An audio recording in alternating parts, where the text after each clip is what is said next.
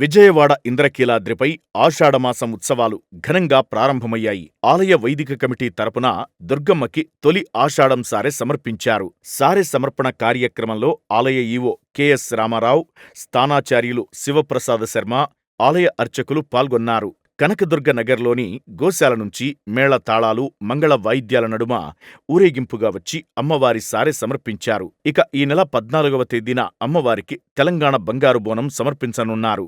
July నుంచి August 4 వరకు అమ్మవారికి సారె సమర్పించేందుకు భక్తులకు అవకాశం కల్పించినట్లు ఈవో రామారావు చెప్పారు.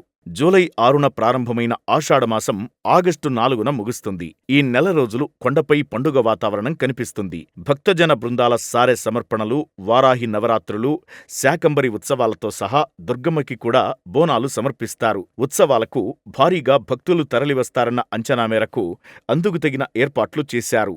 భక్తులకు ఎలాంటి ఇబ్బందులు కలగకుండా అన్ని ఏర్పాట్లు చేస్తున్నారు. ఆషాఢమాసోత్సవాలు, వారాహి నవరాత్రులు, శాకంబరి ఉత్సవాలతో పాటు ప్రతి శుక్రవారం, శనివారం భక్తుల రద్దీ మరింత పెరగనుంది.